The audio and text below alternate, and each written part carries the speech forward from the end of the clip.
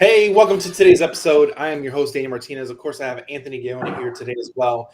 But we have a special guest today. We had an MLM person earlier today. We're having another MLM person today, so we're kind of covering the subject a little bit. But there's no such thing as too much information, and we always like educating and bringing that information to the masses. So if you're here today, we really are happy to hear you here today. And our special guest today is Brian Palmer. He is a 8-figure earner in the MLM space. I think his second year in business, he did like $30 million. I'm like, what the heck? Like, we're from the real estate space and it's like unheard of. So we're going to cover a lot of those things and a lot of those situations. But here's our special guest right here. We have Anthony as well. How you doing today, Brian Palmer? It is a wonderful, beautiful day. What part of the country are you from? I'm in Tempe, Arizona. So right behind me is Arizona State University. Awesome. So how long have you been in business? Because a lot of people think like you need to be like 40 years old and 10 years of experience to go out there and run a corporation. Well, I mean, there's no one way, right? Like there's a million paths to the same kind of end space, and people take different roads to get there. My first like real experience in entrepreneurship, my first company I ever started was a senior home care agency in San Jose, California, and it was a franchise of a larger franchise system. And I started that business. It was the late 1990s. And for the people that are old enough, they'll know that that was right around the time the dot-com bubbles burst and exploded. And I was in the Bay Area working in tech at the time, and lots of layoffs started happening. And so I was kind of concerned about my future and having some control over how the events unfolded in my life. And so I started looking at businesses to start. And that one on paper sounded great and all the numbers made sense. And it actually ended up being great and it all ended up being true. The part I overlooked is that it was a huge pain operationally to manage. So sold that business after about 4 years, and kind of kept in the tech world, in high tech in the Bay Area. And I moved to Arizona in 2009. So I stumbled across a jewelry concept that was just really compelling. People, it was primarily like personalized jewelry for women. And they were just gravitating to it. They were buying it like crazy. So we launched a company around that called South Hill Designs. That was our first direct selling company, also called MLM, where people were getting paid to kind of represent the products and sell the products. They were doing this, every which way you could think of. And that company did get really big. We got to 33 million in revenue by our second full year. And so, yeah, it got big fast, and it created a million operational problems for us. So one of the problems was a lot of our growth was international. So ironically, like 70% of our revenue was in Canada, and then 20% was in Mexico. And then we had some in the European Union, some in the Republic, and then some in the US. So, but the problem is that all of our costs were US dollar based. So all of our infrastructure costs, our employee costs, everything was in US dollars. But our revenue was coming in from Canada and Mexico. And at that time, if you go back and look at the years, you'll see that a huge shift happened in the strength of the US dollar against international currencies. And so that really put us at a really tough spot from a cash perspective.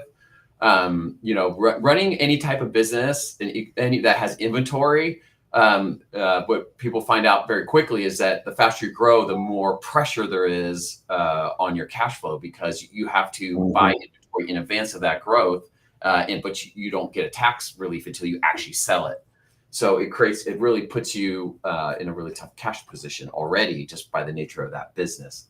So anyway, we ended up selling that business to a larger entity. That would have been January 2016. And we had negotiated to keep the technology components that we had built for that company, so that we could start offering them to other companies. And so that's kind of, that's where our current companies were born out of.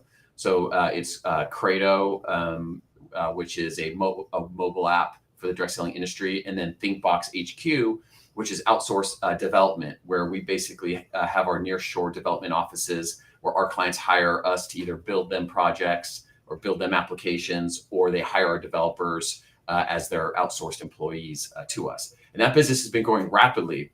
And then to make things more complicated through that whole process, what happened is we do these work for these companies, but then the founders they started to get to know our story of the companies we've built, and so they they would always want to hire us to help them build their companies. So in some cases we did that. So we partnered with an amazing entrepreneur named Kara Brooke, who is the CEO of a cosmetics company called Saint Beauty. It used to be Mascara Beauty when we launched it. And I was the president of that company for 2.5 years. That thing also grew past 30 million in its second year. Last year, it did 100 million in revenue. Wow. We've been involved with CBD companies. We've built a couple CBD companies. We've built, every different type of e-commerce company. And then we've also worked a ton outside of the industry, the MLM industry. So we have clients that, they have their own SaaS. Like one of our clients is a SaaS provider, which basically, like if you were going to open up your own inflatable rental business out of your house, like out of your garage, and market it for kids' birthday parties in your neighborhood and stuff, there'd be like your Shopify, $49 per month. It's your back office, it's your marketing tool, it's your customer management system. So we have a lot of clients like that we build and manage their SaaS applications for them. So we've had it. So it's been a wild journey. So we've gotten to see a lot, and it's definitely been interesting. Dude, that's amazing. So just real quick about the software. I don't want to go too far off into the weeds, but so if somebody wants to run like a home-based business, they can just download the app and now they have like all their backend systematized. Well, so in the inflatable rental business one, you mean that example? Is it specifically around that one business, or can they have any kind of side hustle running through it? Well, so this particular client of ours, like that's their niche. It's like they've carved out this niche that like they want to dominate. They want to dominate that particular industry. So anybody who's running an inflatable or party rental business, like this would be the software of choice. We have other clients that might build something specific like what you're saying, especially in the direct selling space. So every single mobile app that our direct selling clients have from us is completely customized in that manner. So every single one of them is kind of unique to them. How many client requests do you get for they want to build the Uber of? Well, actually, we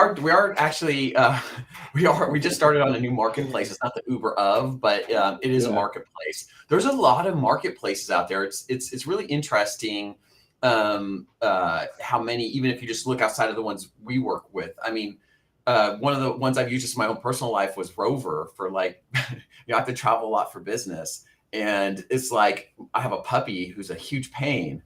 And like, I can't wish that horror on any of my friends and family. So I found Rover, and you could just get a pet sitter, and it's like the Uber of, multi-day overnight pet sitting. So it's a huge trend. The kind of gig economy component. So we've seen a ton of that.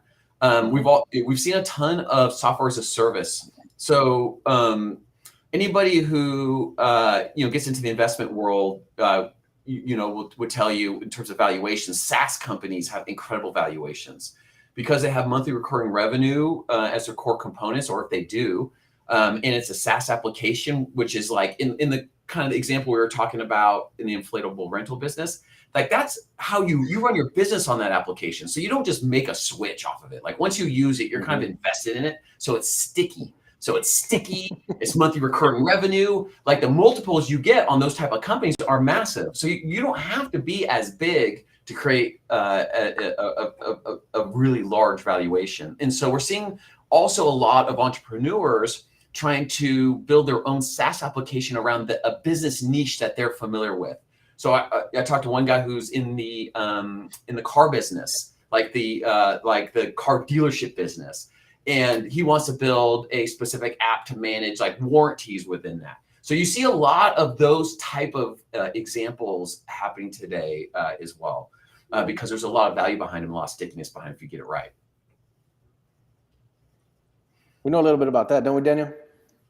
That's amazing. Yeah. Yeah, we know a little bit about that. So me and Anthony are laughing about that because that's one thing we did. We're a SaaS company towards real estate investors. And really specific towards land real estate. Yeah. So That's what we are.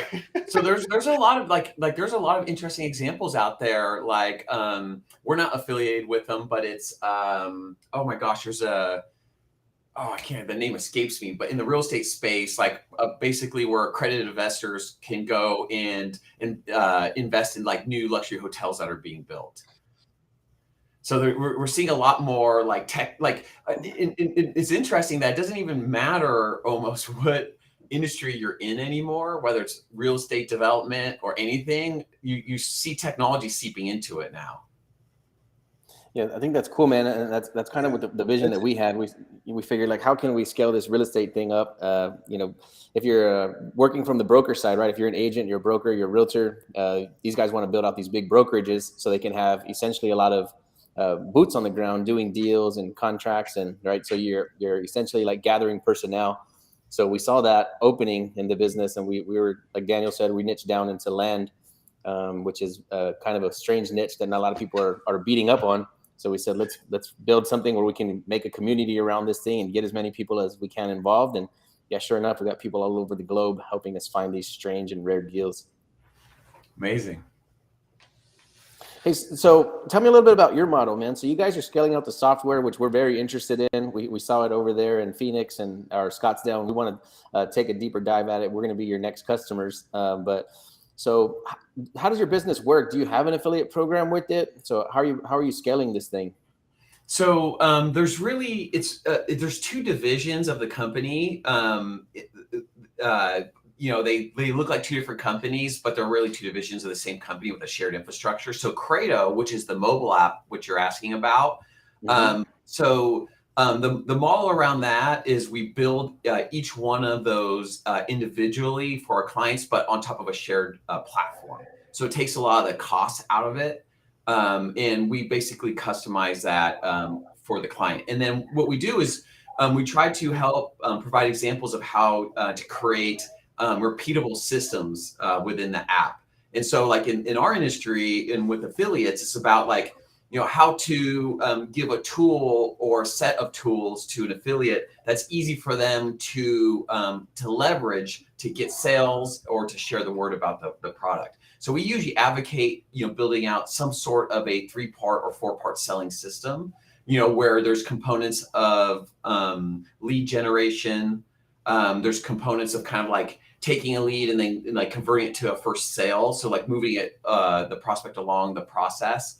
And then also we try to close out the process with some form of like trying to convert the customer into like the highest value long-term customer, which usually equates to some sort of like recurring purchase or some sort of loyalty program or something to kind of keep that customer associated with the company. So each one of those is built customized for each company, and like it is interesting how uniquely they get deployed. So because sometimes a product it's like a soap or a shampoo that is, you know, focused on women. Another time it might be a company that's focused on teaching people how to do debt relief. Another time it could be a healthcare supplement that's geared towards men. You know, and every single time, like there's different aspects to what drives that business and what they want to put into the app. So that's the kind of the Credo side. That's the mobile app side. The ThinkBox side is basically the custom dev side. So when we have a client that wants to just build something from scratch and they want to own the intellectual property all on their own, then generally they're hiring kind of the ThinkBox division to build that for them.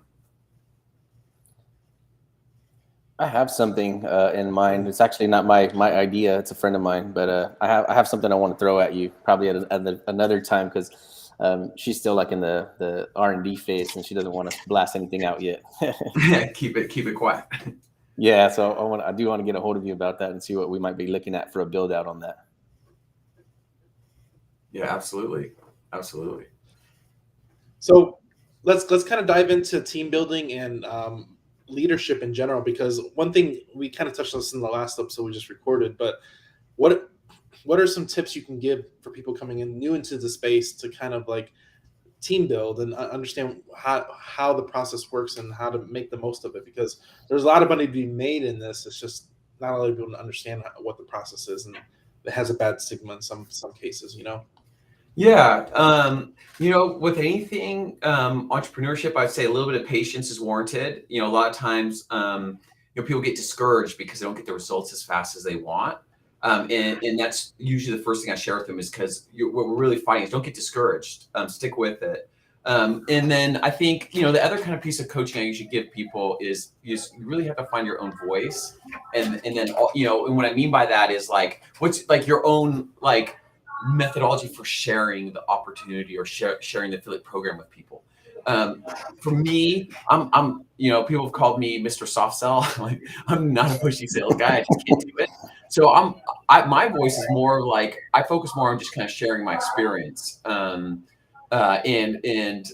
sharing kind of like my story. And then when people gravitate to it, I can follow that up. Other people are more comfortable being more direct and more out with it, and that's fine too.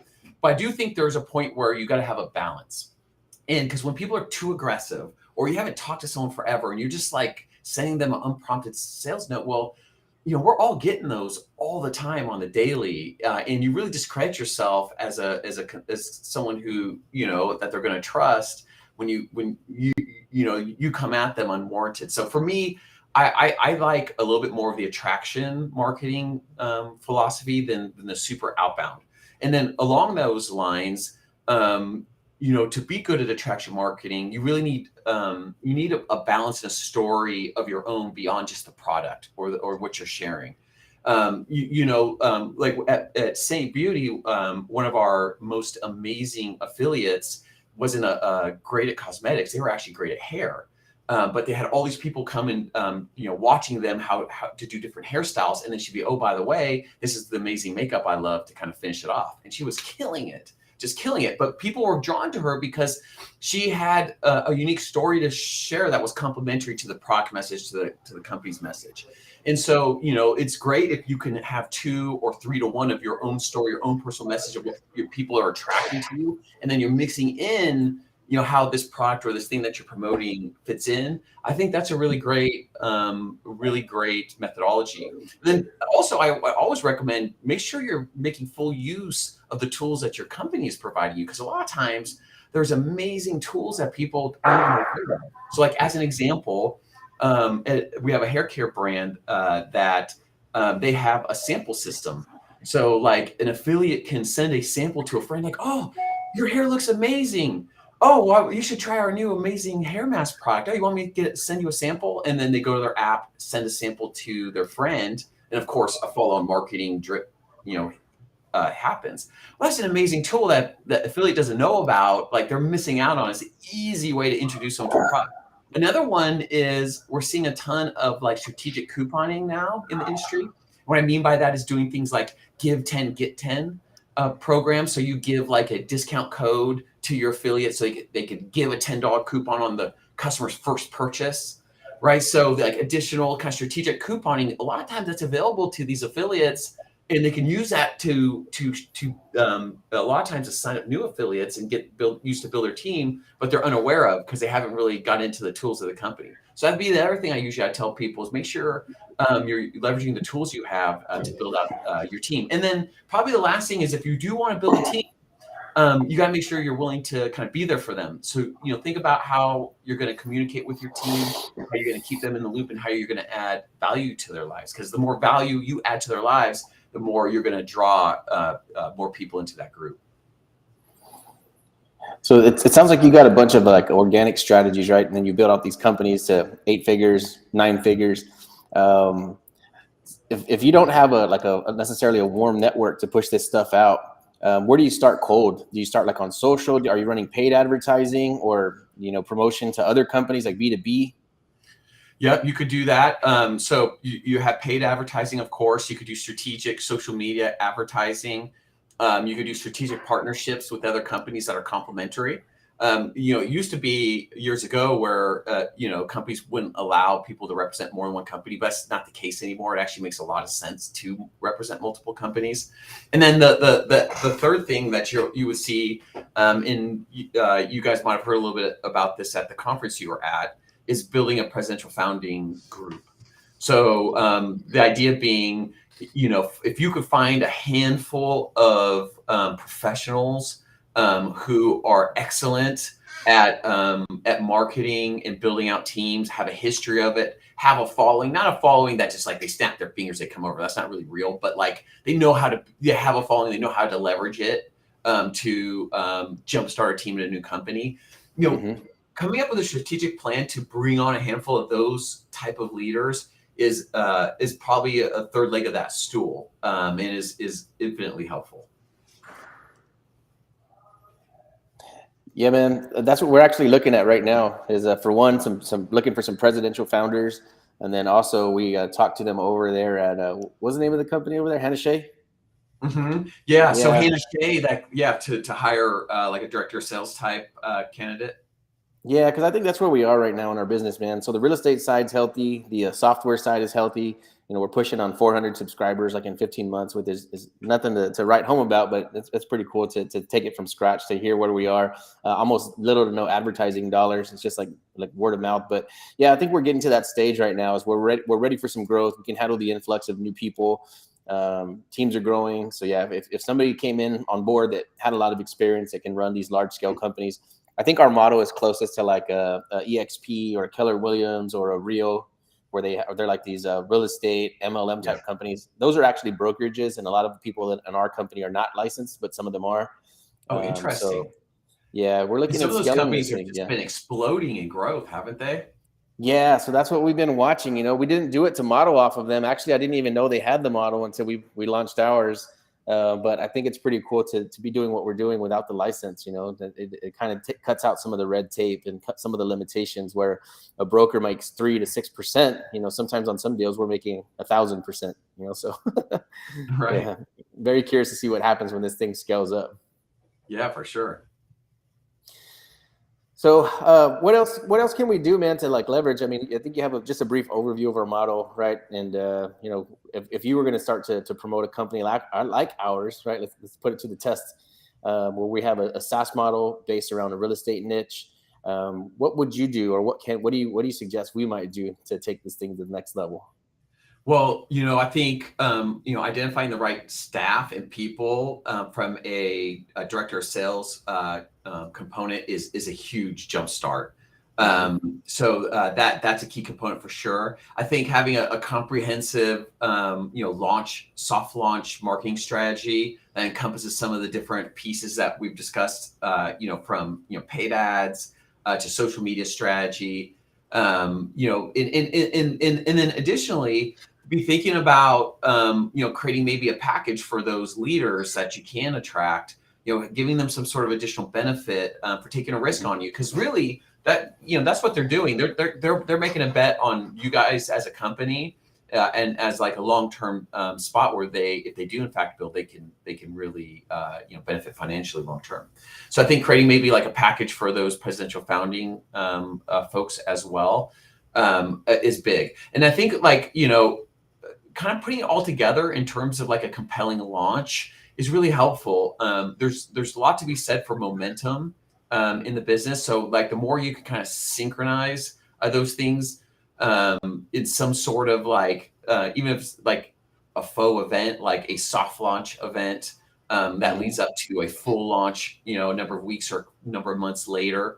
These are practices we've seen do really well because they help kind of create this perpetuation of excitement, and people want to check it out and what's going on, and then it also keeps the team focused so that you're synchronizing all of that, from a marketing and sales perspective into the same kind of strategy. Yeah, I like it. Do you have anything, Daniel? Yeah, I'm kind of waiting, but what does it take?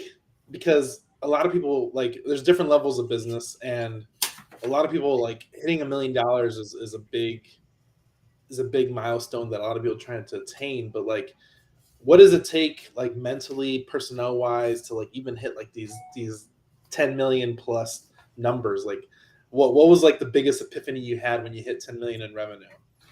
Well, I mean, I think how to get there and how to do it is, unfortunately, it's just determination and a willingness to fail repeatedly and not give up. It's always really, it's not the greatest message in the world, but it's the truth. And it's kind of so actually it's funny. I have a part-time position mentoring student startups at ASU. And so they like get together and they build their little startups. And you know, this is actually a common question. And always what I tell them is that really, if you want to be successful at entrepreneurship and building, you have to fall in love with the process. And the process is painful. I like to you know, describe it as childbirth. You know, that it's very, very painful and very, very rewarding. And it, you know, obviously it's totally different, but it's one of those things where, like, you know, and when you just listen to like seasoned entrepreneurs, they all kind of have some variant of saying the same thing, which is, you know, you have to be able to will this thing into existence. And when you say will something like that, like you don't need will when you're comfortable. You need the will when you're pain. And so anyway, I think falling in love with the process. So what is that process? The process can mean a lot of different things to a lot of different people. They talk about lean manufacturing and all these different things. I think, you know, you could do a podcast probably on the process, a whole series on just the process. But I think the thing that that's always stuck with me is part of the process is that likely whatever like your immediate idea is, it probably is going to change. It probably needs to change or be altered. Like you're just not aware of it yet. The information hasn't been revealed to you yet. The unfolding of the market hasn't revealed itself yet. And so a lot of times what we make the mistake of as entrepreneurs is falling in love with that original idea and exactly the way it is, and not allowing it to change and morph, you know, over time. It's kind of like another old saying is like, what I've always liked is, I'd rather give a B plan to a group of A players than give a plan to a group of B players. And the reason why I'd rather give a B plan to a group of A players is because the A players will fix it and they'll turn it into an A plan.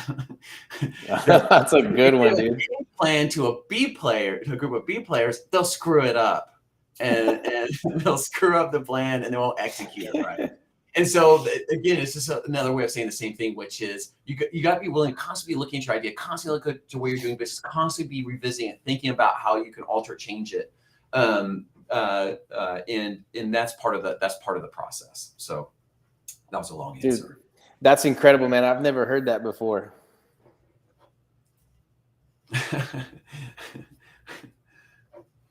I'm really glad you mentioned that, because a lot of people think like it's a will. Like there's difference between entrepreneurs and everybody else. Entrepreneurs, they have a stronger will than everybody else, and they're an unstoppable force in their own. And it's a good and a bad thing, but that's what it takes in most cases. And I'm really glad you mentioned that, because everybody wants the silver bullet. Everyone wants the silver bullet. What's the silver bullet? How do I get there? I'm like, it's like really strong will and stubbornness.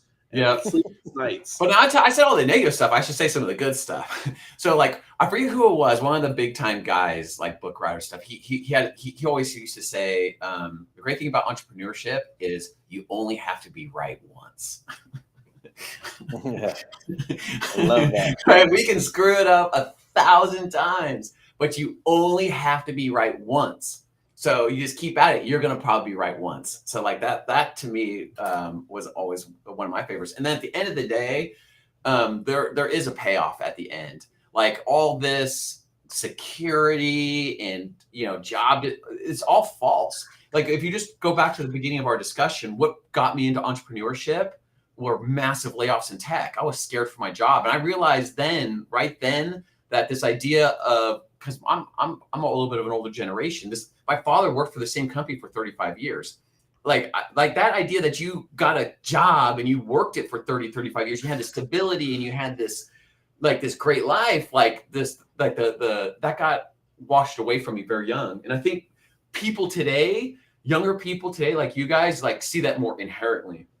that like we you know, like that was my kind of real kind of like aha, like, oh wow. So the other thing about entrepreneurship is it seems scarier, it seems riskier, but I would actually contend that it's the less risky path you could take for your professional life. For me, like, I control my risk. I control how I diversify my business. I control a lot of that. So yeah, do I have risk? Yeah, but I at least have control and insight into that risk and the decisions that go to mitigating that risk versus, you know, being an employee. So like the power of that in this, and then just the pure joy and satisfaction of seeing something you built do what you thought it could do. I don't know anything better than that. I mean, that's literally one of the greatest things I think a person can experience. So there's so many amazing rewards, I think, that keeps you coming back and being willing to will something, you know. And I feel that right there. I feel like Daniel and myself. I'm really going to mention that too, because it's go for it. Go. I cut out. Go ahead, Anthony. No, you were good. You were just on like some. No, it's one of those things where like, yeah, I'm having a connection issue, man. I might just drop out, but it's one of those things where you there's a huge benefit, and you don't even know how huge benefit it is till you're there, and it's just one of those things you gotta really understand. So I always ask this question, Brian, but what is a question? I mean, what is a quote that is yours or somebody else's that you resonate with? I know you mentioned one. I want to get another one out of you because that one was so good. Okay, I'll give you another one. It'll give you a view to my personality. If you want to make God laugh, tell him your plan.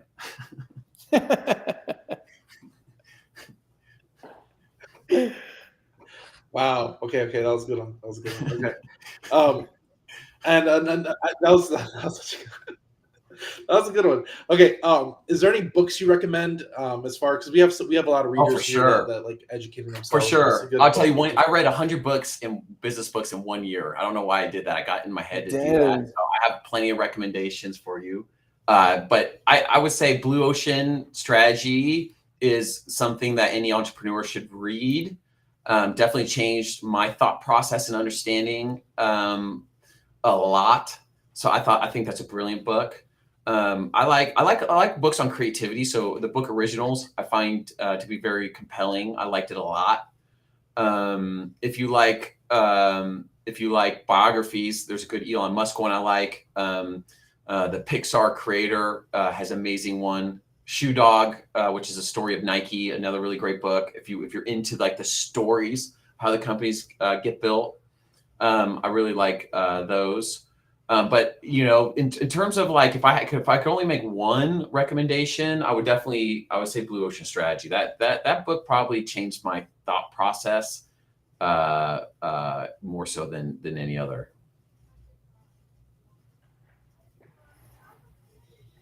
Man.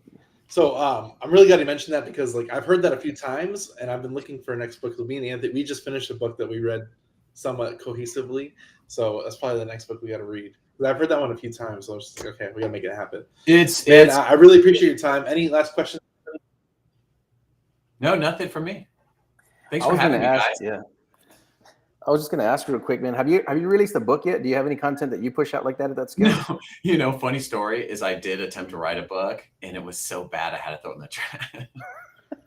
I reread it. I was like, oh my God, it's garbage. It was just garbage. So yes, I wrote a book, but I didn't really let anyone other than this editor to help me write it, read it, because it was just terrible. It was a preachy mess. But I'm gonna try to at some point again.